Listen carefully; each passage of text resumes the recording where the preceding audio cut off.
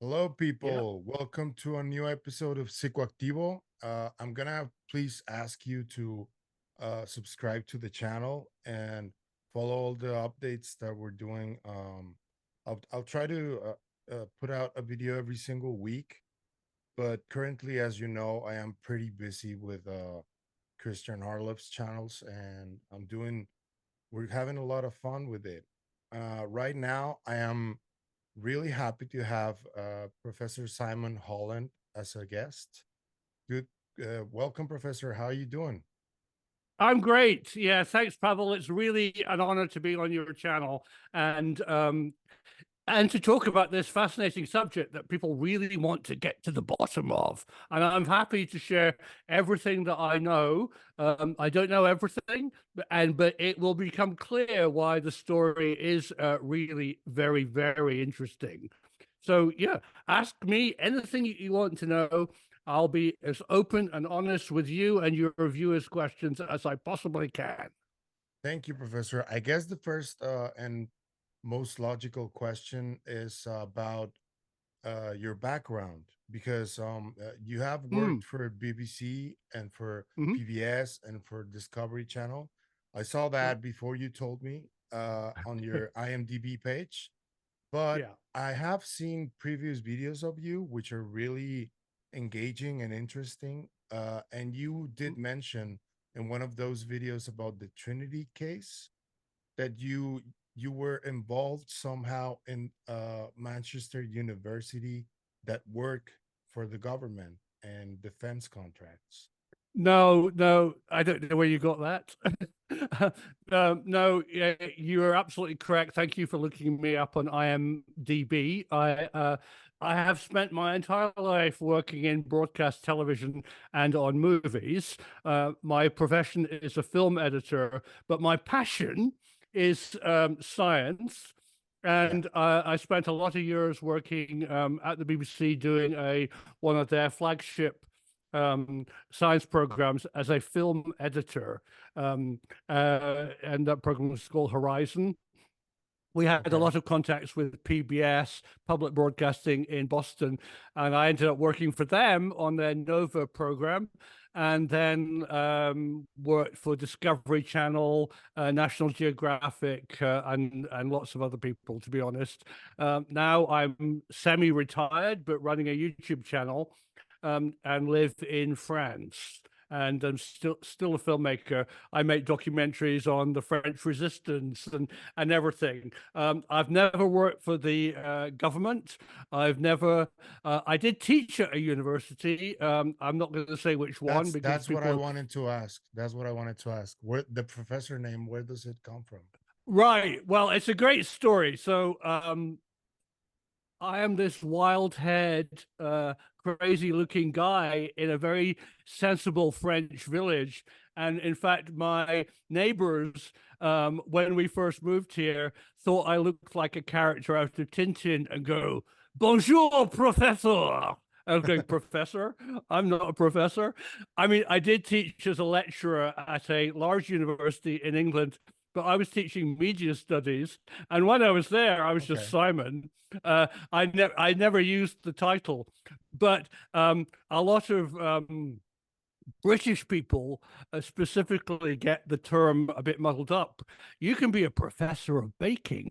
It doesn't mean that you've got multiple PhDs in science. It just means you're a senior person who've taught at higher education level. And at the time, I did, but I never used the term. And today, Prof is just a nickname given by me by my local wonderful residents of my village. And it seemed to be a good title for this show, given my demeanor. Thank you for your clarification. I wanted to Yeah, ask you about the source you got for the information. I know you can't say right. the name, or I understand Mm. one needs to protect Hmm. their sources, but any clues you can give the people where they can look Yeah. for in order to verify the information? Well, I can't give you clues to who it is, and I don't want people digging into this person. But It's a really interesting story, but it goes against a lot of things that I've done as a journalist and working for broadcast television, because it genuinely, Pavel, doesn't have very much kind of secondary verification. But your viewers, my viewers, and the world are missing something which I know, which I will be prepared to share with you today, is why I trust the source. And if you're prepared to listen to about a couple of minutes story, Go I will ahead. explain to you. And it's a good story, and it involves strangeness and UFOs. So it's a very good story. For since starting my humble YouTube channel, I've been closely involved with a case called the Rendlesham Forest case, which was a big sighting of highly strange phenomenon in eastern England in 1980, and it involved the U.S. Air Force. Unfortunately, U.S. Air Force personnel were injured by being exposed to something very energetic, some kind of weird frequency, maybe alien, maybe not. And I've been working with this US Air Force guy called John Burroughs, who for 40 years has been looking for answers. And I'm just a filmmaker, but he's a great guy, and I really want to help him out. And he was severely injured. I mean, he nearly died. His eyes were fried. He had DNA changes, and it destroyed his heart. And for over 15 years, the US Department of Defense totally denied that he was exposed to anything, even claiming that he wasn't there, which he was. And so me and a number of people have trying to help him out looked into the case. And what we found is something very dark, very secret, which is very classified. And it's hard for us. I would love just to go on television and say, because I know what happened to John Burroughs and what injured the US Air Force servicemen at Rendlesham Forest. It wasn't aliens, it was humans. They were testing a device, which is still, if I even say the name of the device, and I've been warned off by the British government that the acronym, just the very initials of the device is still so highly secret that I would be arrested. So it's very, very interesting. But I actually know, John Burroughs knows, other people on our team know what actually he was exposed to and why he nearly died. And out of the blue, because my channel has this kind of weird X-Files-y reference, the truth is out there, I got contacted by the same source who went on to tell me about this extraterrestrial story. And he told me what I already knew. I went, oh. About Rendlesham, you mean? Yeah, about Rendlesham. He confirmed what we actually know and can't say. And I said, oh, that's very interesting. How did you know that? And I didn't say that I knew it. I just said, where did you get that from? He said, well, I worked in radio telescopes, and I work in the defense industry, and I am very elderly, and I am prepared to spill the beans. And I felt that your channel was kind of pussyfooting around the truth, and I felt that you probably knew the same thing that I knew. So I just wanted to contact you and say, you are correct. I went, so since then, and that was a number of years ago, we have talked. I know that he knows his stuff. I know what he's done. I know where he's worked. And just about a month ago, he said, Simon, had I ever heard about SETI at home? Which I had. And it was a fantastic story. And he told me everything, but said it's for very good reasons, and I can answer why. The information is still pretty secret because they haven't got to the bottom of what they've found. And he shared the story. And I said, how can you verify it? How can I dig into it? And the best piece of verification that he sent to me was the EU funding for these two telescope projects, which obviously are doing something above and beyond, and the dates and the times and the funding exists. And he said, ask the question, why are they doing that? And although even their project doesn't admit that they're looking for ET, but they're part of SETI, I think that's what's going on. That's the best I can say. And that's a bit of a background about who this person is. You already And gave us a little bit of a clue, though. You said he was very elderly, and there's a yeah, we know a lot of history of people who have been involved in programs who are at a later stage of their lives, right. and they want to Mhm. talk about what they saw. I think that's true. I think And that's really true. Yeah. yeah, and I think he knows a lot of stuff. I can also say that he doesn't live in Europe. He is living in quite a safe environment. He feels free and maybe just a little bit wants to talk about now at the end of his career. He's a very eminent person, what he was involved in. I mean, the other question, Pavel, that you might well ask, and certainly I asked, is why are you telling me? Why aren't you going to CNN or Ross Coulthard or that was one of my whoever? next questions. Yeah. Yeah, yeah. And he said, well, the Rendlesham Forest case was his key to getting in touch.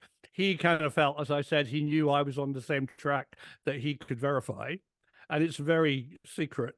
And he said that he liked what I was doing, my open and honestness, and that I'm not and I completely admit it. I don't wear the I believe t-shirt. I'm the I want proof, I want evidence science t-shirt. I mean, I know UAPs exist. I know highly strange stuff's out there, but I don't necessarily just believe it's all true. I actually want evidence.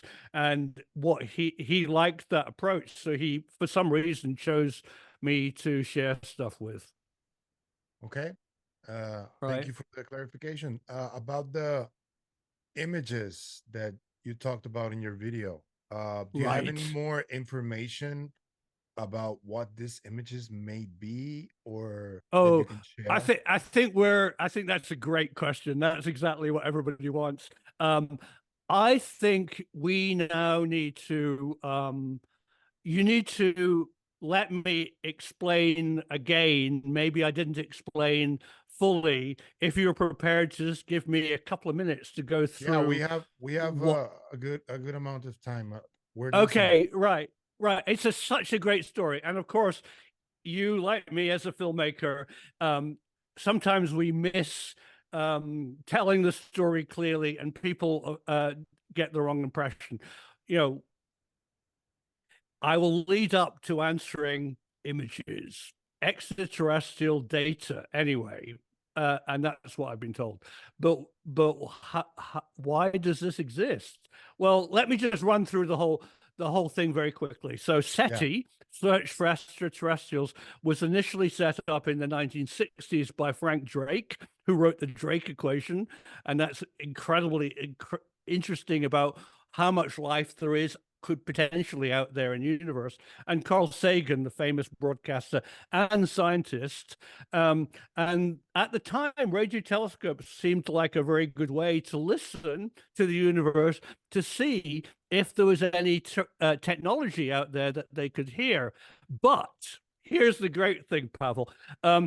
Telescopes were very expensive, very big mechanical objects, and they only could listen to basically whatever frequency singularly at the time. So they said, whoa, what frequency would aliens use? So they came up with a very interesting idea, but a very, very limited idea, that both aliens and us, humans, would listen to the hydrogen band. Hydrogen, the atom hydrogen vibrates, it makes a noise. Every telescope, radio telescope, when you turn it on, buzzes. And that's the whole universe is making this buzz.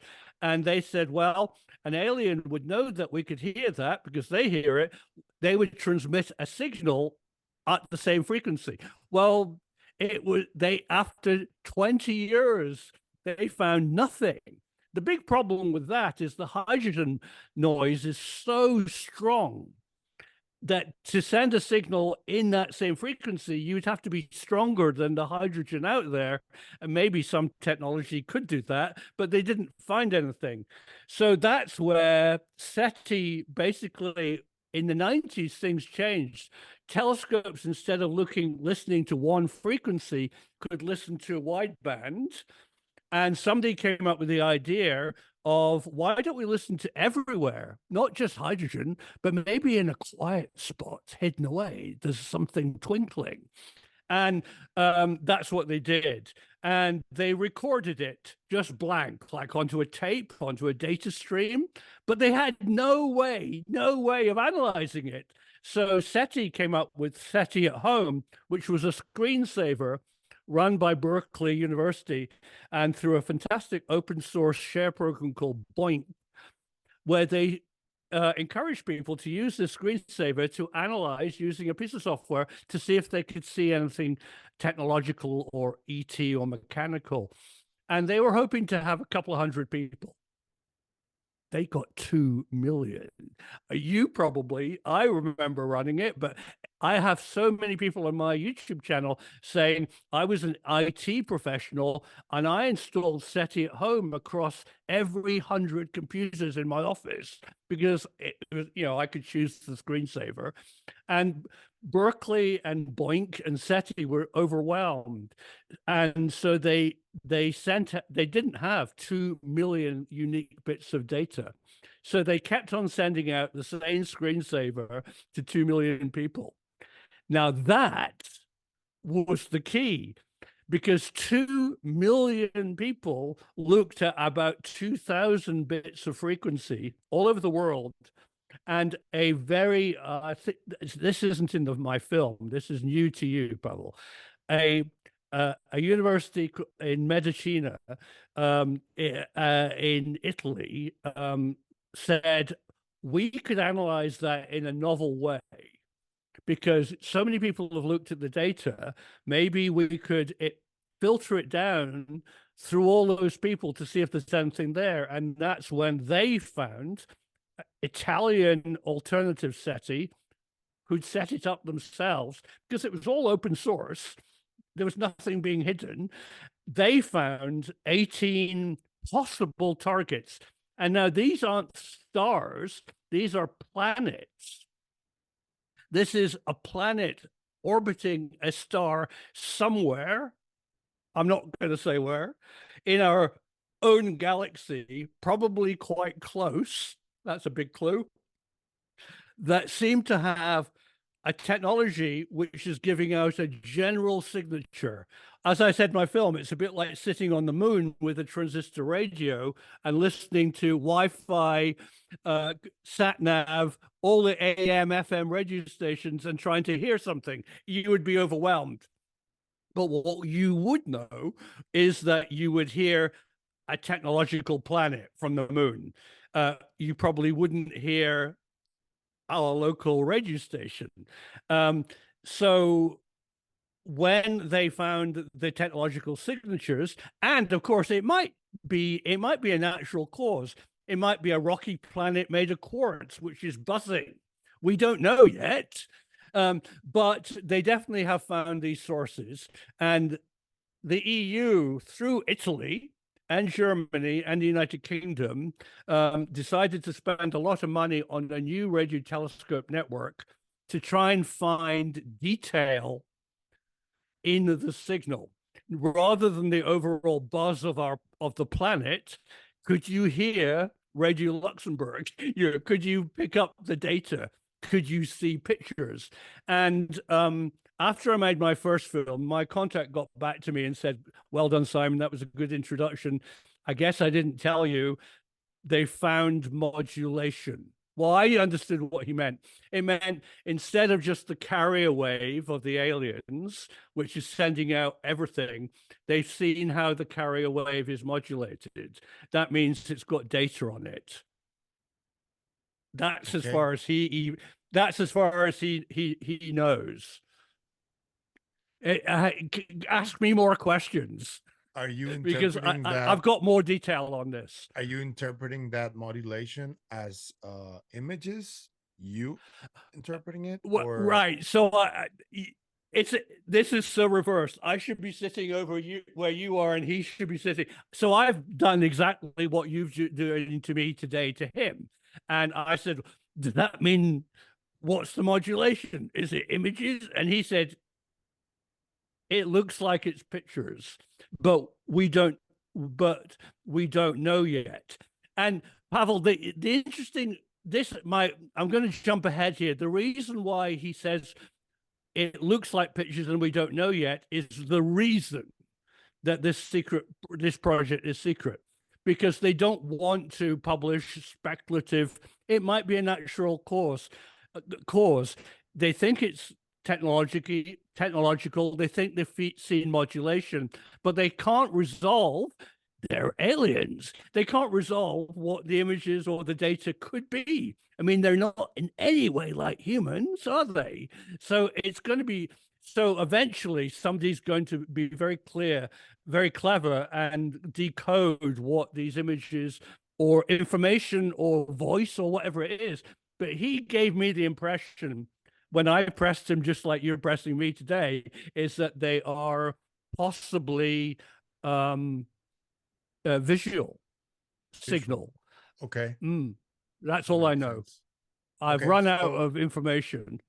Okay, so I wanted to ask you about a video that is very similar to these two that you put out about a month ago about another signal from 11 light years away.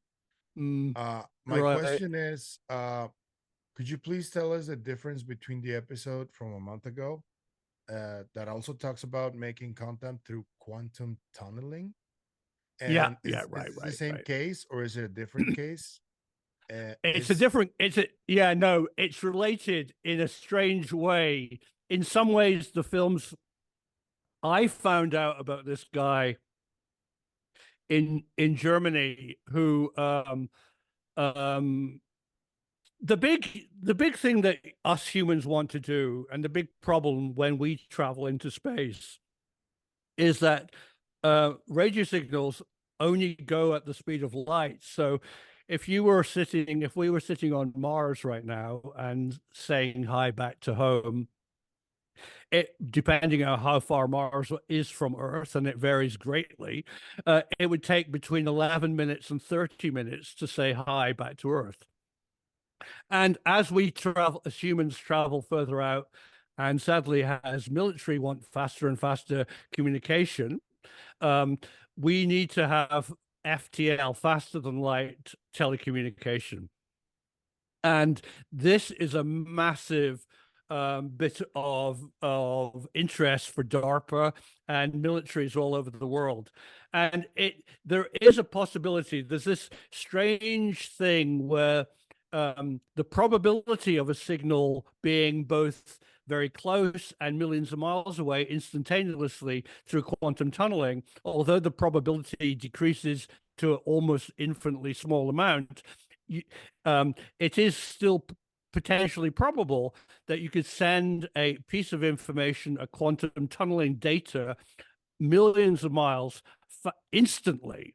Now, if you could harness that, and this guy in Germany, and it's completely peer-reviewed and public, has managed to do it, and he demonstrates that through quantum tunneling over an air gap through air, you can measure the speed of microwaves that leave a transmitter and are picked up by a receiver faster than the speed of light. And he does it in the laboratory for his students. And I read his paper, and I think that the obvious application for this would be the enormous problem. Pavel, imagine that we eventually get in contact with, if these are technological ETs that are 100 million light years away, it's going to take 100 million years to get the signal to them to go hi, and 100 million years to get the signal back going go away, or whatever they want to talk to us. We need faster than light travel, radio communication. So I'm fascinated with that, and my inside knowledge of military technology. There's a number of DARPA papers talking about how the military are working on quantum tunneling communication. It's not obvious that it works, but maybe I know a lot of money is being spent on trying to get it to work. Okay, so the sources you have in the defense, Yeah. are they people who we may know, No, or no, they're not. When I say sources, in that case, in the quantum tunneling case, this is open source. This is just academic research. Some of these academic papers you have to pay for, which is something that I subscribe to. But what's a good tip for you and your viewers, if you're really interested in something deeply secret, often those deep secret things are given initially to universities. So you'll get major universities who are not covered by Secrecy Act, who are doing basic science. So I saw this university in Germany who was doing quantum tunneling communication. Now, I knew that it could be a military secret, but when I saw a university working on it, and they might be being paid by a Department of Defense to do the research, and often which that's the happens case. a lot. Well, yeah, there's this kind of funding, and you do the research, and we'll use it as a weapon system. Okay, all right. I know that happens, but I'm not saying in this case. I think this case, this scientist, has and a lot of other people are looking at quantum communication. Quantum tunneling, we've known about since the 1930s. Quantum tunneling, and I can't remember his name. Can you send me the link? Yeah, sure. His name is Professor Nimitz. Okay. Like the Nimitz encounter. That's how I remember it. And I did publish a link to his paper. You can look at. He has a Wikipedia page, and he's a scientist in Germany. Okay. Thank you for that. How it's related to the ET story is in my brain, really. I just think the application would be: could we talk to somebody very, very, very far away instantly? Because if we can't, it makes it a very boring conversation. Oh, but that is essentially faster than light speed communication, essentially. Potentially, yes. Yeah. Okay. I mean, he's demonstrated that it works in the laboratory. Are the military using it? Could it be used for our own space travel? If we can get it to work, yes. Okay. Yeah. Do you know if this discovery that you talked about in your recent video is tied to the recent UAP hearing led by Portuguese European Parliament member Francisco Guerreiro? Oh, that's a very interesting question. Yes, it's my job. Just doing my job. Yes. Yeah. Okay. Yes. Oh my God. That's fascinating. Oh, Pavel, what have I been doing this morning? Working with somebody who works with the MEP. Yeah. Oh my Very God. Good. Yeah, I've just had the film verified by the EU representative, and I'm just about to press publish after you and I have talked. So yeah. Just kidding. No. What you touched on there, and what I think we are of the same mindset here. This is great. What is the connection? And that's exactly what you asked and what I asked. What's the connection between extraterrestrial civilization communication and what is the EU? What is the EU actually doing about the UAP problem? And they've just had a big meeting in Brussels about it, and they're looking for funding to extend scientific research into UAP, because UAP are global. They are not just in America. In the United States, UAP are a worldwide phenomenon. They're over my house in France, maybe, just as much as they're over your house. So there are a lot of sightings in France, actually. Yeah, I have heard. well, this, this is the gist of my film, because, a lot of media, a lot of television talks about Congress and the US and the hearings in the US, and they don't talk about other countries very, very well. And France has, for many decades, had a fantastic, unexplained, highly strange database, which is open to the public, which categorizes sightings. So the circular round thing, the triangular shape in the sky, the highly strange, they're all put into categories so you can start analyzing the data. France is leading in UFO research and always has, and people should realize, and Portugal and Germany and Italy and Belgium. Britain is more complicated, and they are denying it at present. But United Kingdom, I should call it. But France and mainland Europe are very interested in UAP. Always have been. Maybe that denial is because of their involvement with the US, right? Because yeah, very close involvement. Yeah, I heard you talking about that, and I wanted to ask you about that. Yeah. About the information you got, that the upper echelons of the government are very Christian and are kind of afraid of what could come from this communication between us and potentially ETs? Great question, Pavel. So I certainly have got a number of people who have told me in the United States that people in the Pentagon, people in upper power in government have been quite suspicious of doing UFO research and have turned down that kind of or even advanced science that looks at stuff which could be construed as religious. Because it goes against their faith. And I mean, that it's ridiculous. And I'm quite good mates with Nick Pope, who used to work for the MOD, and he told me a story that the same thing happened in the United Kingdom.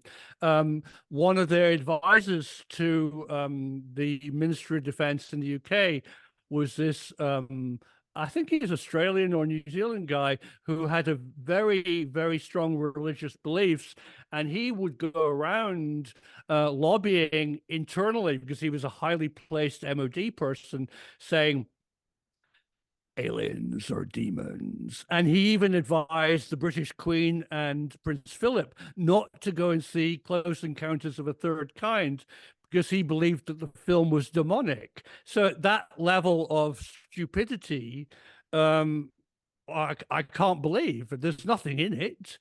It's just science. We need inquiring minds, and you can bring your faith to it, but you also need to be a bit more open-minded. I mean, even if that was the case, that these were demons or anything like that, I think that not trying to investigate it just out of fear is not really that smart, because we're trying to get to the truth. Exactly. Okay. And you're right. I mean, I think culturally, one of the films that I did was looking at this strange kind of UAP related phenomenon called Earth lights, which are glowing balls. They're like plasma. They're like fireballs or raising pillars out of the ground that appear all over the world. Marfa lights, lights all over in Australia, very much in Europe, in Mexico, lots of very interesting places. And what Paul Devereaux, the researcher of that, said, what's interesting is in the Far East, the lights are interpreted as the severed heads of women who lost their child in childbirth. You see it, and in the United States, they're called flying saucers. There's a cultural interpretation of the unknown, but both are wrong. I think it needs a non-cultural biased view, a scientist who goes, what are they?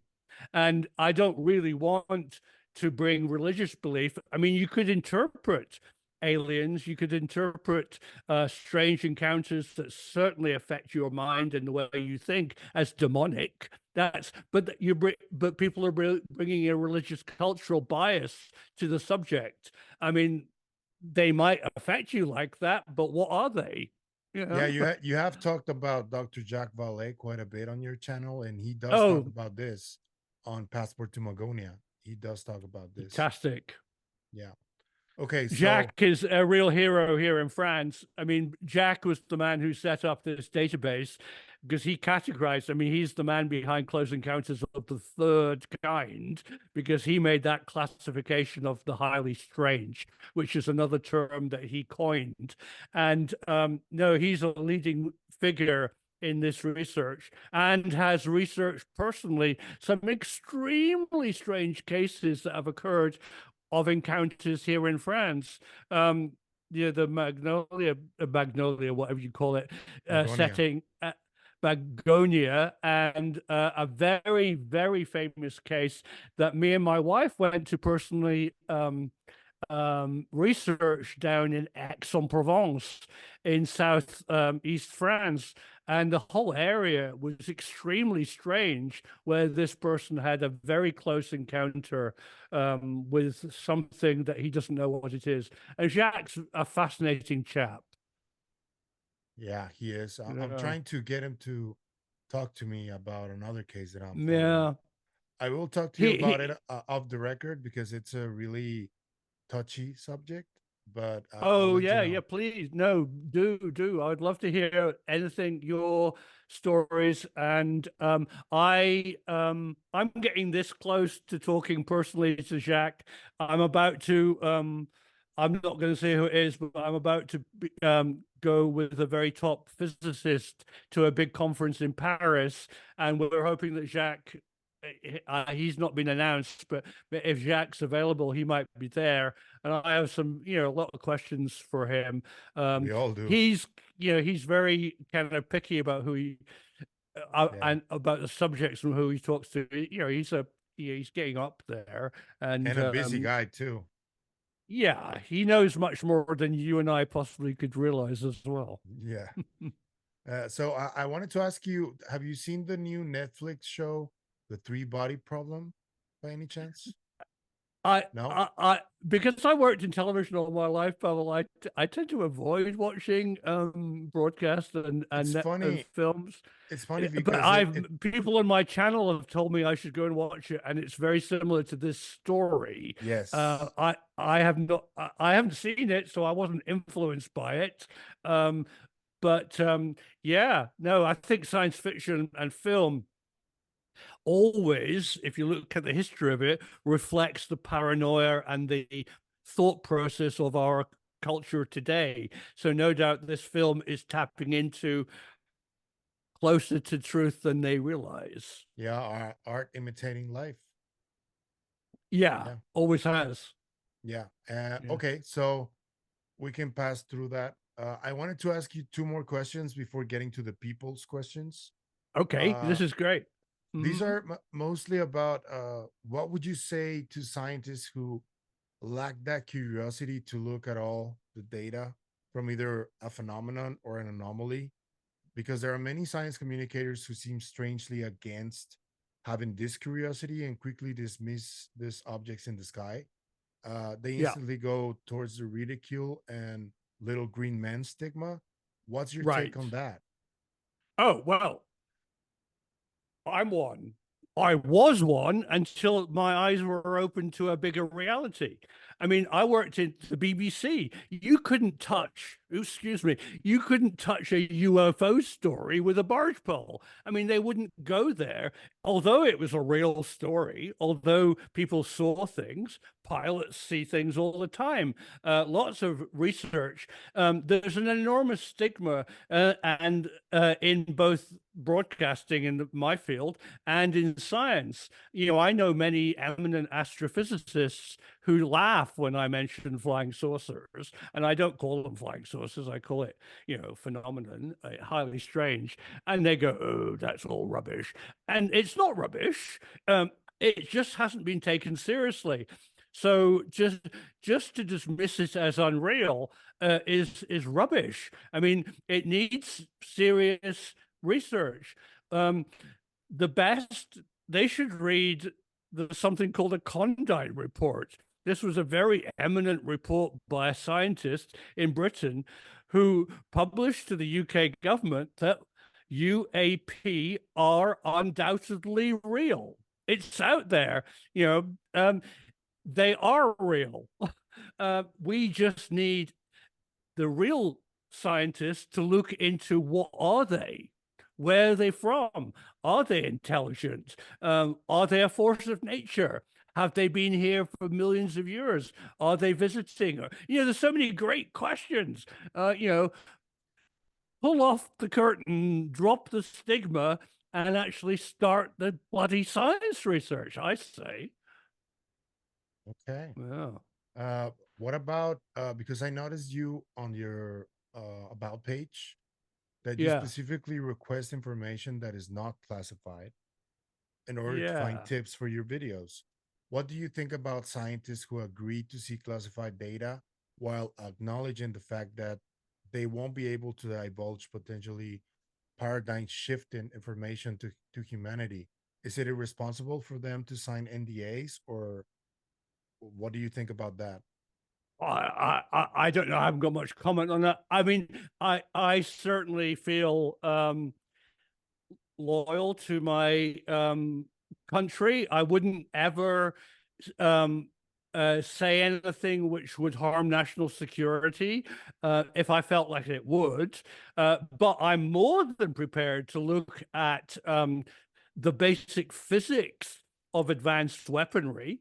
And I think that we should be more open. If I have one message of my channel, is that the application of physics ever since the Manhattan Project, ever since Trinity, that Pandora's box of looking at advanced physics as a weapon system, that box was never shut after World War II. And we are living in a time now where, as we discussed earlier, physics at university level is being funded and being fed back into systems to kill us. And although if it's deployed and if it's a secret weapon, sure, I think it's gone beyond the point where I can talk about it. But if it's being researched, and I feel it's fair game to talk about how you can use microwave energy or how you could use time dilation, which is a real thing, how you can alter perception, how you can mess with people's brains at a distance. And in theory, I have no idea if it's deployed. I don't want to know, really. Please don't tell me. But looking at the basic science of that, I think is fair game. Yeah, I agree. Yeah. Okay, so I'm going to the people's questions from Twitter. Yeah, good.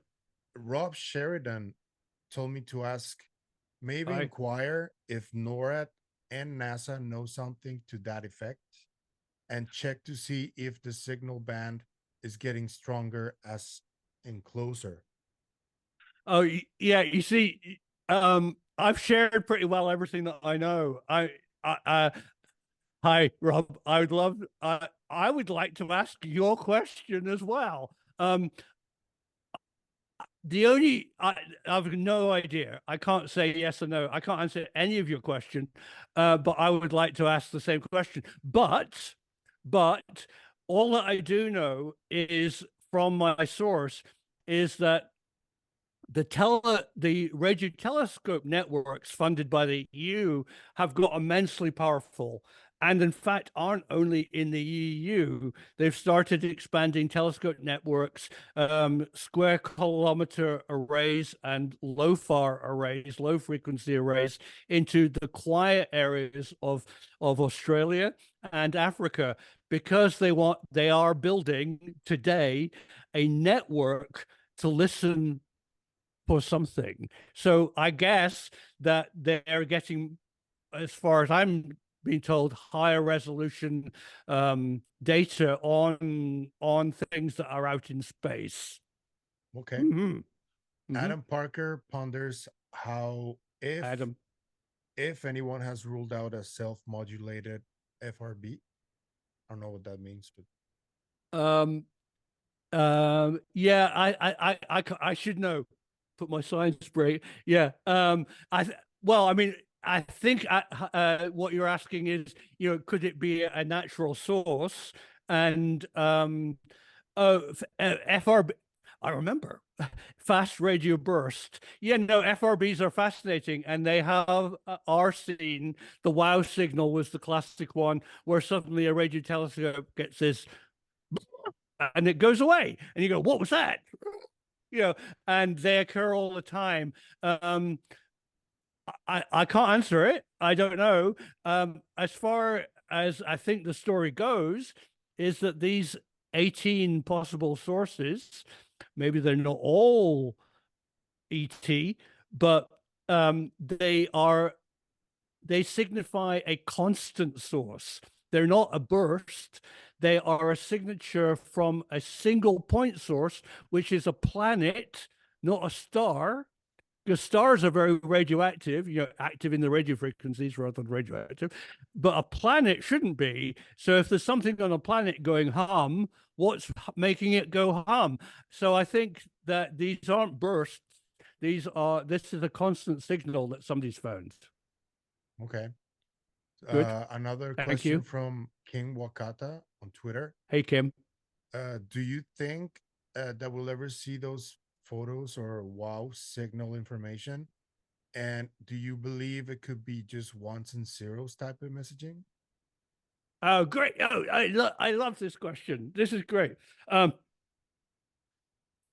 have not said this to anybody, but the reason, because I asked the same question, of course, the reason supposedly that we are not learning about it openly right now is because they need to verify that it's true, rather than saying, I think we might have found a source and they might be modulating and we don't know what it is pretty weak, especially with the money being spent. And what this guy has told me is that they want to get a really amazing data from the signal before they go public. Now, the second part touches on a lot of things that I have discussed over the years. And he asked, is it ones and zeros? No. Why would it be? I mean, it could be, it might be, but you remember these aren't humans. They aren't on Earth. It's going to be very hard. One of the things that we came across in this wonderful Rendlestrom case is one of the witnesses who's absolutely knows what he saw, claims that he had binary code implanted in his brain. Well, he probably didn't, but he had the impression of something inside his head that was clicking, and he interpreted it as binary code or ones or digits. Well, aliens don't work for IBM, who invented binary code to make a better pocket calculator. They don't. If it is genuinely extraterrestrial, who knows what base they're going to be counting in? And they could be millions of years ahead of us technologically. So it's not binary code. I can tell you that. Is it some other sort of mathematical or do you think? Well, I think, who knows? I mean, honestly, I don't know is the first honest answer. But let's just talk about it for a second. Could it be mathematical? Well, of course, wonderful. The idea of math is very much a human construct. I mean, it's based on our perception of reality, our idea of time perception, our counting system was construed by brilliant minds all over the world thousands and thousands of years ago. Did the aliens do the same? No. They've done something different, and their system is just as valid. I mean, there might be some correlation. I think we can probably use our math, our way of decoding a very, very different signal. Maybe we'll find data, maybe we'll find patterns in the same way code breakers work by using human mathematics, but it's going to be different. We don't know how they communicate. Mr. Squiggly, I don't know. Okay, thank you. Another question from Benjamin Prime. Is Hi, it friend. possible for you to clarify the funding trail project structure for this effort? Because Yeah, you did say it on the video, but it wasn't that specific. You yeah. provided links in the description, but this person says you didn't really provide pertinent information beyond the broad strokes. I actually made a mistake. So yeah, good. I actually regret something that's in the video. I was told that it's EU funded, and I did my own research into the funding for the project, and accidentally posted a overall budget for the EU into all science called Horizon. And since I published the film, I can tell you that the funding for this radio project is massive, and it's about 6 to 9 billion euros. Okay. And I now can provide you and your viewers with a link to specifically the radio telescope funding. It's not the massive figure that I published, 69 billion dollars, because that's for everything. It was a bit of a mistake. I've now, I know can prove how much is funded for radio astronomy. Okay, I'll leave the links in the description, everything you send me. Yeah, I'll send them to you. Right. Okay, thanks. Brian Skyum asks, Brian, why is the well-documented radiation burns on pilots and other near saucers not considered solid proof for aliens? Would our black projects knowingly burn hundreds of victims, causing 1 in 4 die from the radiation, as stated by Dr. Gary Nolan? Oh, big subject. That's great. Yeah. Well, I don't think there's any real evidence that aliens come down and burn us. But there's lots of very good evidence, and I can again share you the links to this, that in the 1960s, the human health effects of exposure to high levels of non-ionizing radiation and plasma, two things that we don't normally work with in the military, was done in Canada because that's what they were secretly working on. So when there are hundreds and hundreds of cases right now, and I know this personally through John Burroughs and the US Air Force and the VA, of people, some quite accidentally have stood in front of radar dishes of fighter planes and some idiot turned it on, and you can fry yourself. The power is immense. But there's lots of cases like John Burroughs who have been exposed to an unknown classified source of frequencies. The human body is very susceptible to a number of frequencies which are also very, very, very useful for military applications, for high-speed communication and radar specifically, and possibly plasma effects. That's probably what John Burroughs at Rendlesham was exposed to, and it's more than likely that at least partially, and it's a complicated case, that some of the frequencies that that injured his body are specifically measured and talked about in this report. So you can work backwards. He has this injury, so he was exposed to that frequency. What was that frequency used for? And that's how we've really unpicked that case. So no, I think most of the service personnel who have been injured have been exposed to a weapon system. Okay.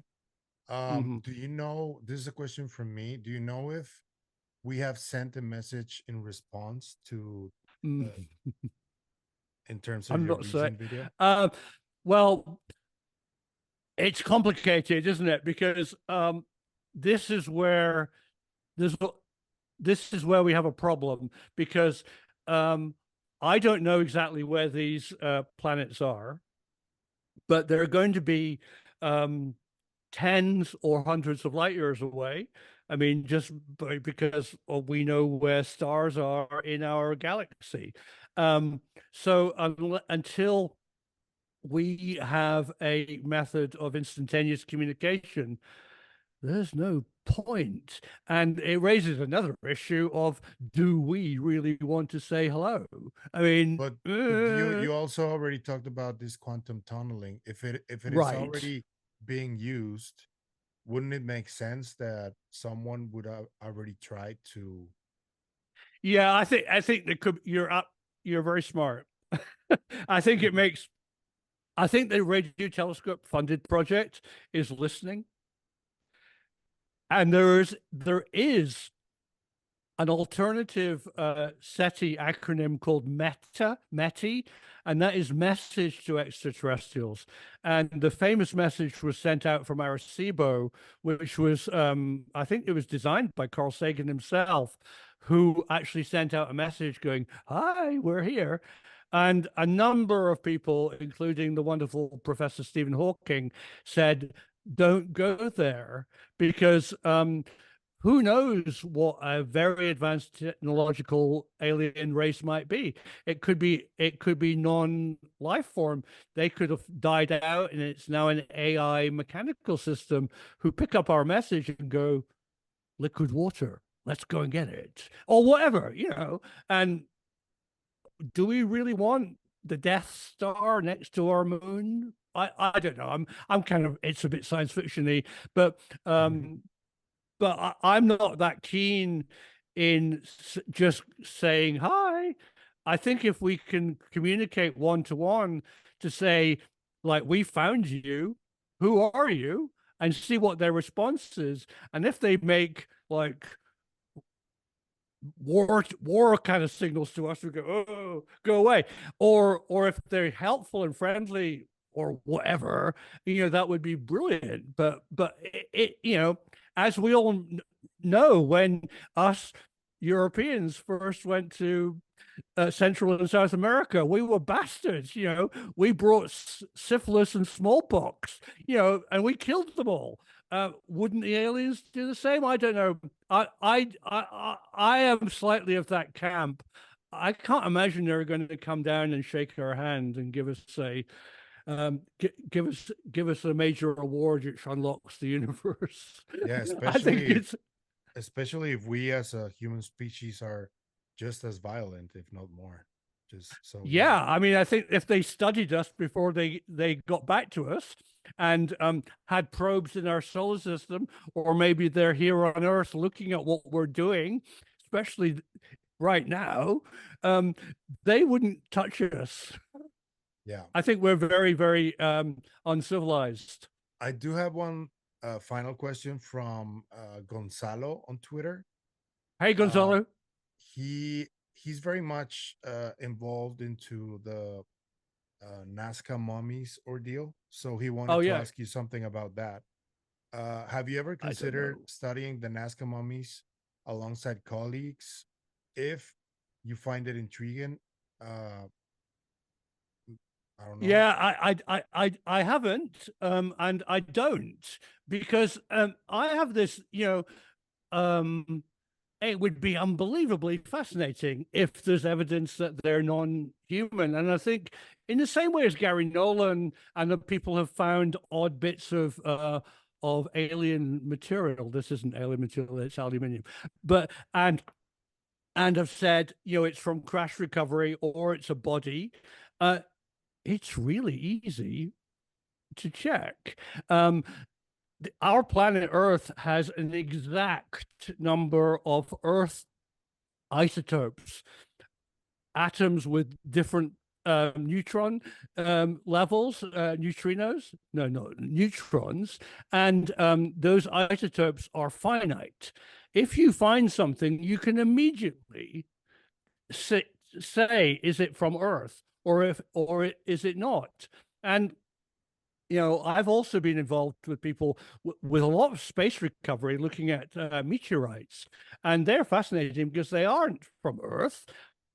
And so the bodies, the Peruvian wonderful mummified remains, I think it's quite simple. A DNA specialist could look at their sample and say, yes, they're fascinating, or no, they're from Earth. I don't want to spin that story out. I just want to know it's true or it's not. I'm not a biologist, but somebody just needs to do that. And if it's true, then it's an amazing story. If it's not, just shut up. Just stop it. That's Great. my view, anyway. Okay. Those are all the questions from the people on Twitter. I want to thank you for giving us your time, Professor. And this was a really nice conversation. I think this is needed in this space, a more respectful back and forth, because there's a lot of toxicity around. And I don't think that's very advisable to go about it that way. So thank you for your openness. And I hope people can make their own minds on the information you shared. And maybe there's more coming out. I mean, as I said right at the beginning, this was a difficult film for me to make, because as a journalist, as a person who's worked and the rigor of working in for broadcast television, I didn't really have a second source of the information. It's just that I know this person knows his stuff, and if it is true, and there does seem to be funding that for a massive project to look at very quiet signals from space, that there could be something into it. I mean, it might all just be bollocks, but I don't think it is. I think there's more to it. And certainly, if I learn more, and of course, when the project actually reveals what it finds, it'll be fascinating, and people will look back on this humble podcast that you and I have done today and go, they were onto something. All right. So could you let the people know what you have going on for the future? Anything we should be looking forward to on your channel, and where people can find you? Yeah, good question. Thank you very much. Yeah, so I'm Simon Holland. As you can see, I'm a filmmaker, and I run a channel called Professor Simon that you can see on YouTube. I also have a Twitter account, and I probably make 3 or 4 films a month. I spend all my day, when I'm not farming my sheep, as I'm a sheep farmer as well, researching science at an academic level, not just on the internet. No, lots of sources, lots of academic sources, and I'm constantly finding stories which don't reach the media, which are very big and very interesting stories, and I try and bring them to my viewers. So, Pavel, as you hinted, and we kind of talked about, the next film I'm going to do is about a Portuguese member of the European Parliament. And UAPs in Europe. So Any ETA on that? Oh yeah. I'll press stop in the Zoom call and press publish. I've actually nice. no, I've actually got a bit of work to do on the thumbnail, as you know, and I've got to write a better description. But I think in the next 24 hours, UAP in the EU, which is a great subject, will be available to the world. Perfect. So thank you. All right, Yeah. Professor, thank you for your time. I hope this is not the only conversation we have. I hope we can have No. another one in the future. Yeah, keep in touch, and thank you for having me on. Greetings to all your viewers. Thanks for asking really fascinating questions and giving me the time to answer them. I think I've actually told you one or two things which I didn't mention on my film. So if you listen carefully and listen to some of the answers to your very smart questions, hopefully it will enlighten the subject a little more. So thank you, and see you soon. See you soon. Have a great day.